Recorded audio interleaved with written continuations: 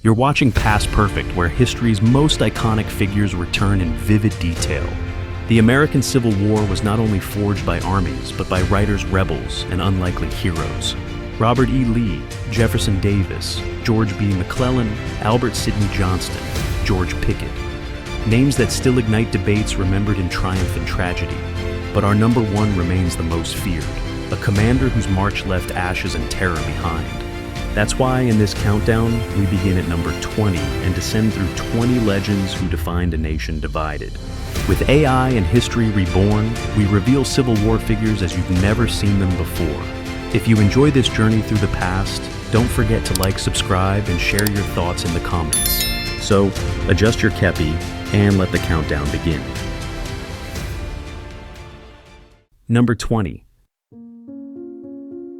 Johnny Clem, born in 1851, died in 1937. He was known as the drummer boy of Chickamauga. At just 12, he marched into battle. Too small for a rifle, but too brave to stand aside. At Chickamauga, legend says he shot a Confederate officer, winning cheers from soldiers twice his age. He became the youngest non-commissioned officer in Union history, a child turned symbol of defiance. Long after the war, Clem stayed in uniform, retiring as a general, the boy who became a man of honor.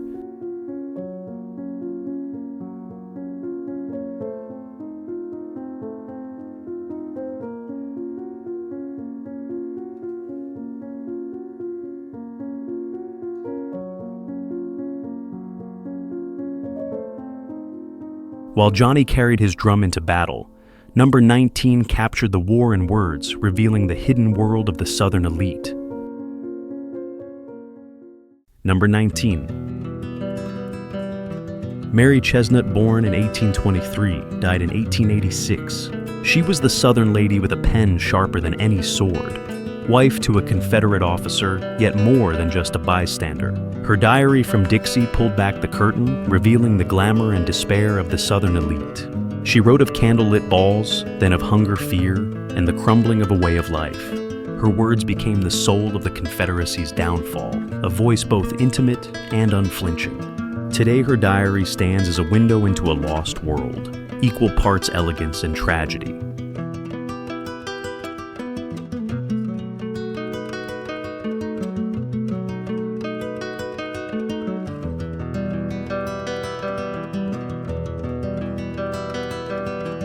While Mary chronicled the South's decline in ink, number 18 commanded armies but found himself forever branded too slow. Number 18. George B. McClellan, born in 1826, died in 1885. He was the young Napoleon of the Union Army, brilliant in preparation, cautious in action. McClellan built armies from chaos, turning raw recruits into disciplined soldiers. Yet President Lincoln grew impatient, calling him too slow, too hesitant to strike. At Antietam, he held the field, but failed to deliver the crushing blow. Loved by his men, mistrusted by his president, his legacy became one of talent overshadowed by doubt. After the war, he sought power in politics, but history remembers the general who would not move fast enough.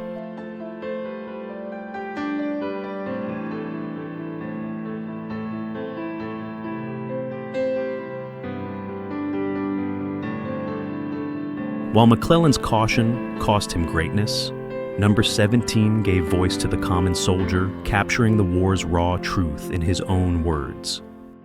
Number 17.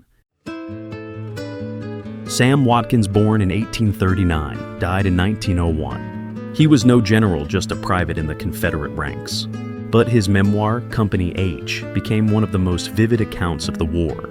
Watkins wrote of mud hunger and fear, the voice of a common man lost in history's storm. He described battles not with strategy, but with the cries of friends who never rose again. Through humor, pain, and honesty, he preserved the soldier's truth for generations to read.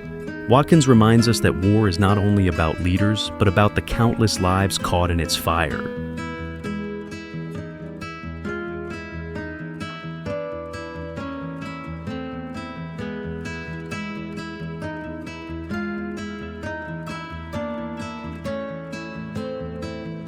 While Sam gave voice to the rank and file, number 16 shattered barriers, a woman who fought with medicine, courage, and defiance.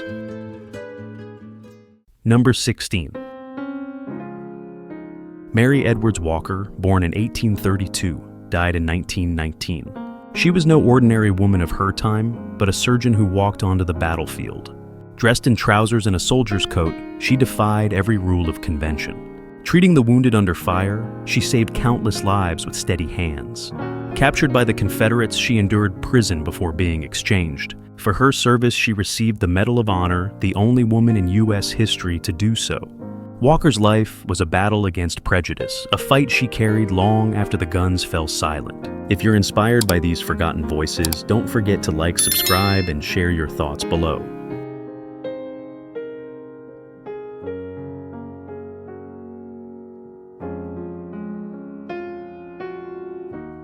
While Mary healed with courage and defiance, Number 15 turned strategy into survival, a Confederate general famed for defense yet plagued by conflict. Number 15. Joseph E. Johnston, born in 1807, died in 1891. He was one of the Confederacy's most skilled defenders, a general who knew how to preserve his men. At Bull Run, his troops stood firm, delivering the South an early victory. Yet Johnston often clashed with Jefferson Davis, their rivalry weakening the Confederate command. He believed in defense and retreat, waiting for the perfect chance to strike. Critics called him cautious, but his soldiers trusted his care for their lives. Even in defeat, Johnston's name endured a strategist torn between duty and discord.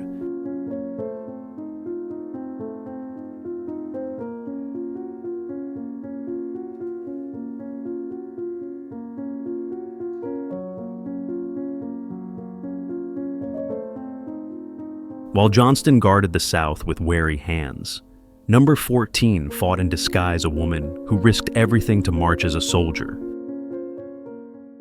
Number 14. Sarah Edmonds, born in 1841, died in 1898. She was a woman who refused to be confined, taking on a soldier's life under the name Franklin Thompson. In Union Blue, she marched and fought her secret hidden beneath the uniform. She served as a nurse, a courier, even a spy, slipping behind enemy lines with daring resolve. Every day was a gamble. Exposure meant disgrace or worse. Yet she endured the hardships of war, earning the respect of those who never knew her truth. After the war, her secret was revealed, but history remembers her as a pioneer who lived without fear.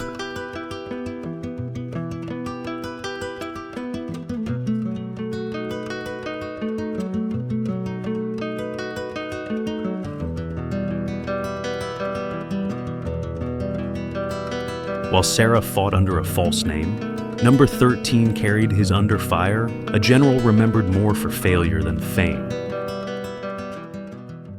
Number 13. Braxton Bragg, born in 1817, died in 1876. He was a Confederate general known for battles, but infamous for the enemies he made within his own camp. At Shiloh and Chickamauga, he commanded men into bloody victories and bitter losses. Yet his harsh discipline and sharp temper turned his soldiers against him. Even his officers despised his leadership, a general fighting two wars, one with the Union and one with his own army. Bragg became a symbol of mismanagement, his failures haunting the Confederate cause. History remembers him not for triumph, but as the general his men could not follow.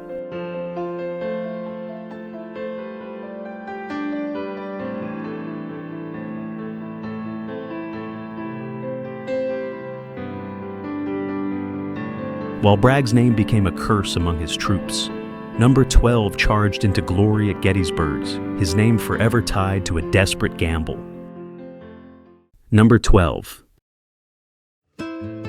George Pickett, born in 1825, died in 1875. He is remembered for one moment, the doomed assault at Gettysburg, known as Pickett's Charge. On July 3rd of 1863, his division marched bravely across open fields, straight into a storm of Union fire. The charge collapsed in blood and smoke, a symbol of courage swallowed by futility. Pickett never escaped that day. His name became tied to failure, not victory. Beloved by his men, yet broken by history, he carried the weight of Gettysburg until his death. Still, his charge endures as legend, a moment when honor met annihilation.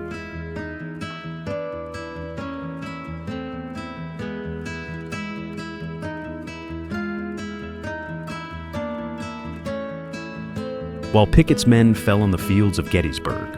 Number 11 healed the broken a woman the soldiers called Mother. Number 11.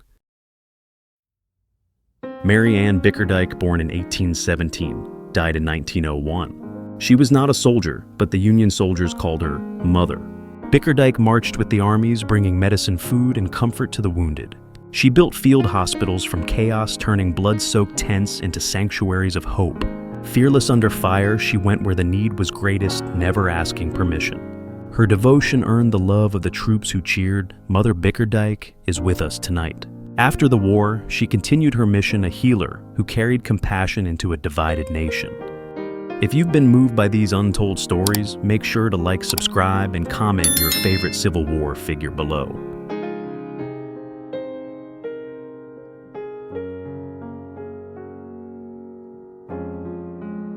While Mary Ann healed with boundless care, Number 10 fell with a bullet, a commander whose death changed the course of battle. Number 10. Albert Sidney Johnston, born in 1803, died in 1862. He was called the South's finest soldier, a general whose skill inspired fierce loyalty. At Shiloh, he led from the front, rallying his men in a tide of Confederate assault. But amid the chaos, a bullet struck him down, and his lifeblood ebbed away unnoticed. By sunset, Johnston was gone, the highest-ranking officer to fall in the Civil War. Many believed his death cost the South its best chance, a turning point that could never be undone. To his men, he was a fallen lion. To history, a symbol of what might have been.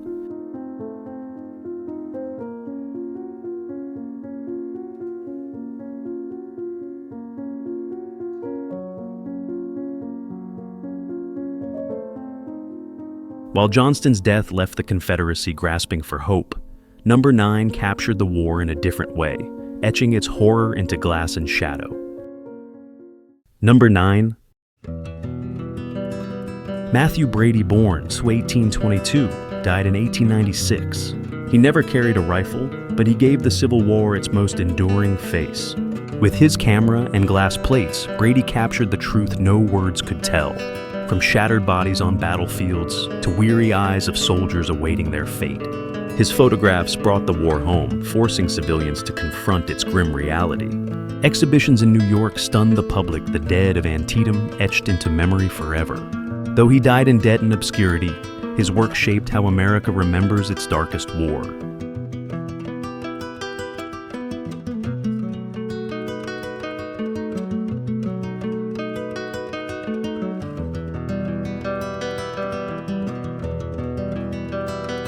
While Brady froze history in silver and shadow, Number 8 spoke in politics and prophecy, a vice president whose words still echo in infamy. Number 8. Alexander Stephens, born in 1812, died in 1883. He was the vice president of the Confederacy, a frail man with a fiery voice. In 1861, he delivered the infamous Cornerstone speech, declaring slavery the foundation of the new nation. His words cast a shadow that history cannot forget, branding him as the voice of the Confederacy's cause. Throughout the war, he often clashed with Jefferson Davis, urging peace while serving a government built on division. After defeat, he returned to politics, even becoming governor of Georgia in his final years. But his legacy remains bound to that speech, a reminder of the ideology that tore a nation apart.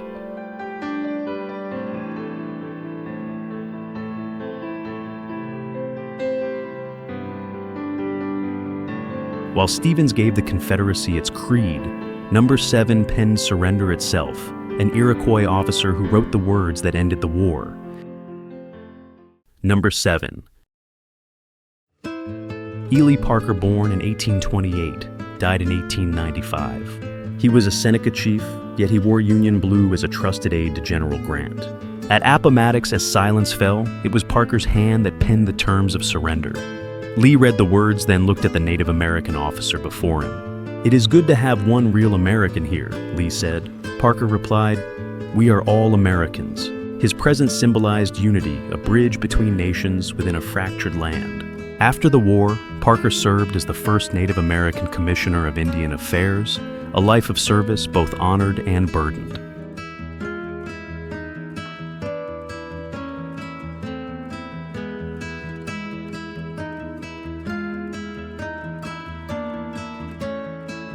while Ely Parker wrote peace into history. Number 6 commanded a prison of despair, a man condemned as a war criminal when the guns fell silent. Number 6. Henry Wirz, born in 1823, died in 1865. He was the Swiss-born commander of Andersonville Prison, a place that became a nightmare in the Deep South. Inside its wooden walls, thousands of Union prisoners wasted away from hunger and disease. Wirz claimed he lacked supplies, but survivors remembered cruelty and neglect. After the war, he was tried in a court of outrage, convicted of war crimes, and hanged in Washington. To some, he was a scapegoat of a broken system. To others, he was justice served for untold suffering. His name endures in infamy, etched alongside the darkest chapters of the Civil War. If you believe these stories deserve to be remembered, don't forget to like, subscribe, and share this journey with others.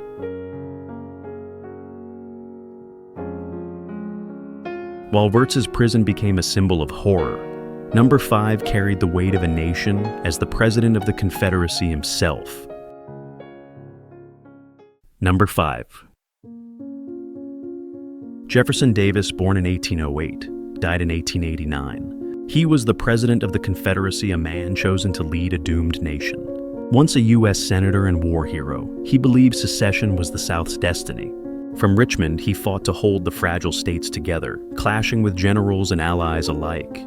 His leadership was marked by defiance, but also by stubbornness that fractured the cause. When the Confederacy fell, Davis fled in disguise only to be captured and imprisoned in shame. He spent his later years writing and defending the South, but history remembers him as a leader of a lost cause.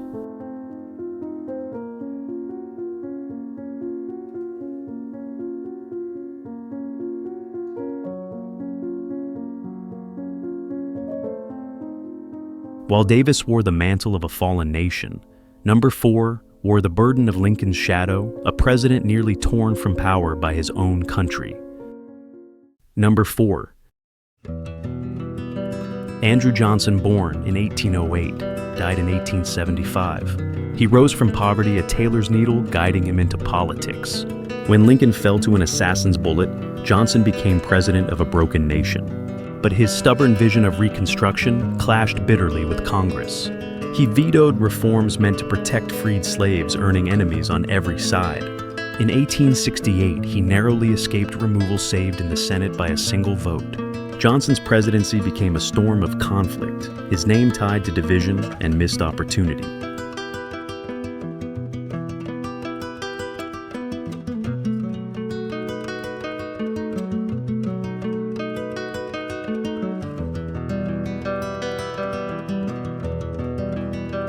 While Johnson's rule left scars on the nation, Number 3 fought behind the scenes, the iron hand who armed the Union for victory. Number 3. Edwin M. Stanton, born in 1814, died in 1869. He was Lincoln's Secretary of War, the architect of Union victory. Stanton turned chaos into order arming and supplying vast armies with relentless drive. Tireless and uncompromising, he demanded results from generals and factories alike. When Lincoln fell, Stanton stood by his side, whispering, "Now he belongs to the ages." But his iron hand earned enemies, and his final years were marked by exhaustion and conflict. Even so, Stanton's willpower forged the Union's triumph, his name etched into the machinery of victory.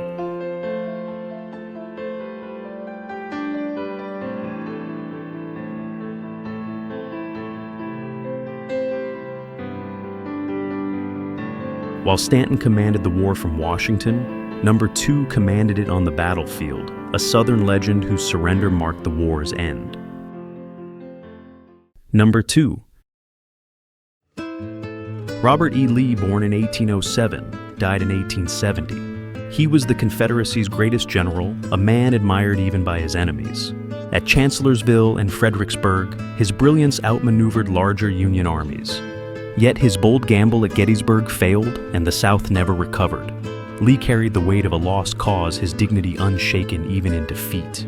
At Appomattox, he surrendered to Grant, ending the war with quiet grace. To some, he remains a hero of valor. To others, the face of a cause built on slavery. His legacy is carved in contradiction, honor entwined with tragedy.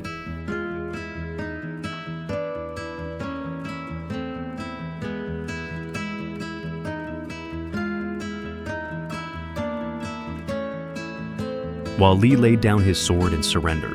Number 1 unleashed fire and steel, a march that turned war into terror. Number 1. William Tecumseh Sherman, born in 1820, died in 1891. He was the Union's most relentless warrior, a man who believed in total war. His march to the sea cut a fiery path, burning cities, railroads, and hope alike. To make war is to make hell, he declared, and the South felt the weight of his words. Hated in Dixie, praised in the North, Sherman embodied the ruthless power of Union victory.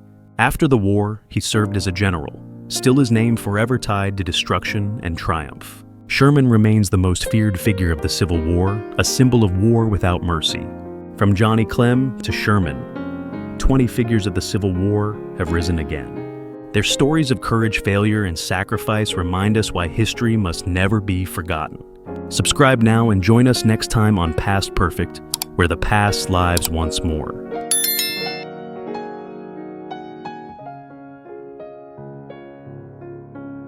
Thanks for watching. Don't forget to like, share, and subscribe to Past Perfect for more history brought to life.